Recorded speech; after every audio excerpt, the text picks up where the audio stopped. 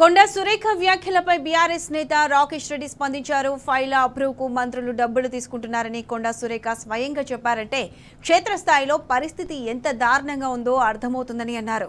రాష్ట్ర ఖజానా మీద పడి మంత్రులు దొంగల్లా దోపిడీ చేస్తుంటే మిమ్మల్ని దొంగల్లా చూడకపోతే మరి ఇంకా ఎలా చూస్తారంటూ నిప్పులు చెరిగారు.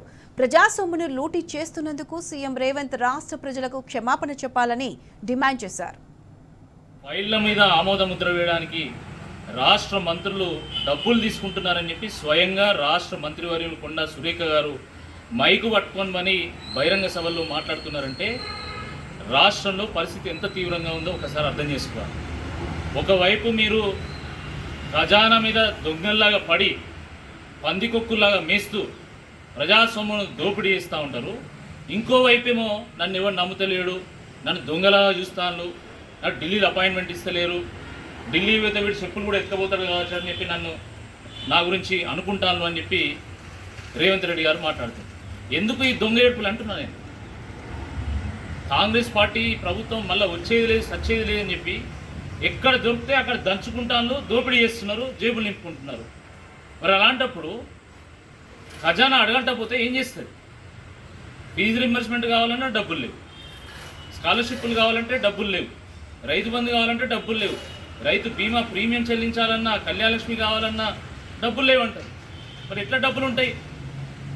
ఉన్న ప్రజాధనాన్ని మొత్తం మీరు పందికొక్కులాగా మేస్తూ మీరు పందికొక్కులాగా బలుస్తూ ఉంటే రాష్ట్ర ఖజానా ఖాళీ కాకపోతే ఏమవుతుంది? సిగ్గుండాల కొంచెమన్నా. కాంట్రాక్టర్లు డైరెక్ట్గా ఆర్థిక శాఖ మంత్రి ఛాంబర్ దగ్గర పోయి ఇది పర్సంటేజ్ల ప్రభుత్వం, ఇంత పర్సంటేజ్ మేము కట్టలేమని చెప్పేసి వాళ్ళు ధర్నా చేస్తున్నారు. ఇంకోవైపు రిటైర్డ్ ఎంప్లాయీస్ మాకు రిటైర్మెంట్ బెనిఫిట్స్ కావాలంటే మమ్మల్ని కమిషన్ అడుగుతున్నారని చెప్పి వాళ్ళు వాపోతున్నారు. అదేవిధంగా సర్పంచ్ల బిల్లులు కావాలన్నా, ఫీజు రింబర్స్మెంట్ రావాలన్నా అలా కూడా కమిషన్ దంచుకున్నాడు. ఇది చాలా దుర్మార్గము. ఇప్పటికైనా రాష్ట్ర ముఖ్యమంత్రి గారు కొండా సురేఖ గారు చెప్పింది వాస్తవమే, మేము దోపిడీ చేస్తున్నాం, మా దొంగల ప్రభుత్వం అని చెప్పి వారు క్షమాపణ ఇవ్వాలా.